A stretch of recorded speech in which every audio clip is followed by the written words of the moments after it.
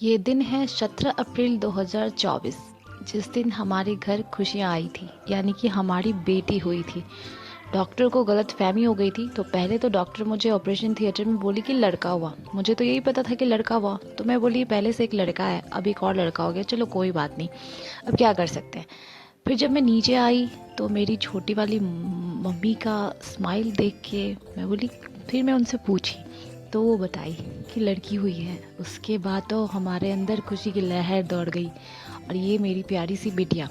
लेकिन ट्रेजेडी ये हो गई कि मेरी बिटिया को 3 दिन तक एनआईसीयू में रखा गया था, तो मैं 3 दिन तक उसको नहीं देख पाई थी, बस फ़ोटो में, वीडियो में। और ये पहले दिन का है जब उसे रखा गया था।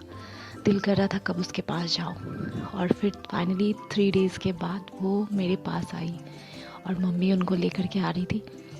और मैं बता नहीं सकती थी कि मैं उसे देखने के लिए कितना बेचैन थी। जब बच्चा होता है ना तो मन करता है तुरंत उसे गोद में ले लूँ, लेकिन यहाँ तो 3 दिन तक मैं उसे देख नहीं पाई थी, सिर्फ फ़ोटो में देखती थी।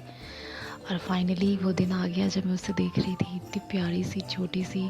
हमारे घर में कोई लड़की नहीं है, तो मैं ही एक लड़की हूँ और मेरी एक लड़की है, तो एकदम अलग एक्सपीरियंस था कि लड़की है, कैसी है, क्या है। और ये आ रही थी तो रो रही थी, और लेकिन जब मैं गोद में ली तो पूरी चुप हो गई थी, एकदम शांत हो गई थी, मानो जैसे पहचान ली हो कि मैं उसकी माँ हूँ। और ये फीडिंग करने के बाद एकदम मस्त सो रही है। और मेरा बेटा बहुत खुश है कि उसे बहन हुई है, और वो लिटरली वो बहुत खुश है क्योंकि उसे एक बेबी चाहिए था, वो बॉय हो या गर्ल हो। लेकिन जब गर्ल हुई ना तो ट्रस्ट मी हम लोग बहुत खुश थे। हमारे घर में एक अलग सी खुशियाँ आई। और ये मेरी लाडो जो आँख खोल के सबको देख रही थी, कौन कौन है।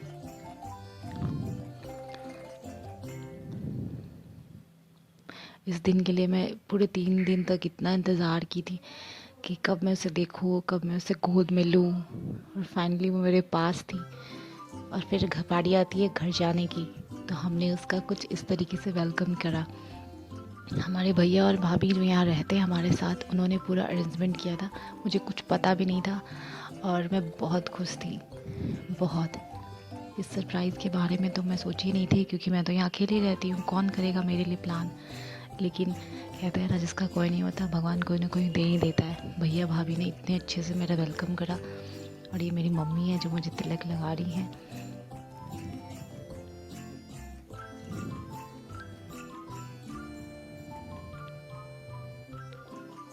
हमारे कुछ दोस्त भी थे जो हमारे साथ हॉस्पिटल में रोज़ मिलने आते थे, और वो हमारे साथ इस घर में भी थे। वो मेरी बेटी का वेलकम कर रहे हैं, मैं मदद कर रहे थे मेरी मम्मी की।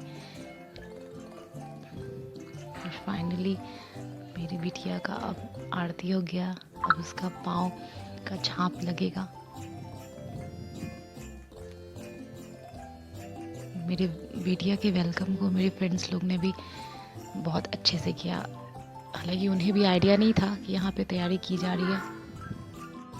हम सब एक साथ ही घर आए थे, तो इससे भी कुछ अंदाज़ नहीं था कि क्या होगा घर पे। लेकिन यहाँ पे भैया भाभी ने जो सरप्राइज़ प्लान कर रखा था सब उसके हिस्सा बने। और यहाँ पे पिंकी बाबू का पाँव का छाप ले रही है। मेरी प्यारी सी बिटिया फाइनली घर आ गई है। एक अलग सी खुशी थी, सच बता रही हूँ।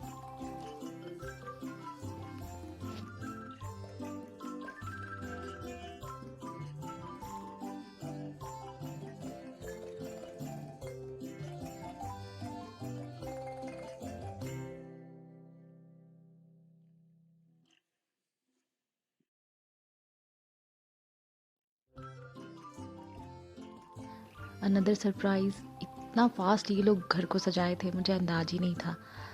और जो भी था, जैसा भी था, मैं बहुत खुश थी, क्योंकि मैं एक्सपेक्ट नहीं की थी कि कौन करता। ऑब्वियसली हम सब तो हॉस्पिटल में ही थे और घर पे तो कोई हमारा था ही नहीं, तो कौन मेरे लिए करता। लेकिन थैंक यू भैया और भाभी का, जो उन्होंने सोचा और करा, मेरे बारे में इतना सोचा। कुछ रिश्ते ऐसे होते हैं जो आपके कुछ नहीं लगते, लेकिन वो आपकी ज़िंदगी में बहुत बड़ा रोल अदा करते हैं। तो भैया भाभी और बाकी सब फ्रेंड्स लोग भी मेरी लाइफ में वैसे ही हैं, मेरी फैमिली। यहाँ पे भैया भी हैं, ऑफिस वाले भैया, इनके फ्रेंड है, वो भी हमारे साथ ही हम रहते थे पहले। वो हमारे साथ हॉस्पिटल से घर ही आए थे, साथ में हमारे आए थे। तो उन लोगों को भी कुछ अंदाज़ नहीं था कि घर पे सेलिब्रेशन की तैयारी हो चुकी है। सब ने बहुत अच्छा, मतलब मैं बता नहीं सकती मैं कितनी खुश थी इस वक्त। जब आप कुछ सोचो नहीं और आपको उससे ज़्यादा मिलता है ना, तो ऐसी ही खुशी होती है।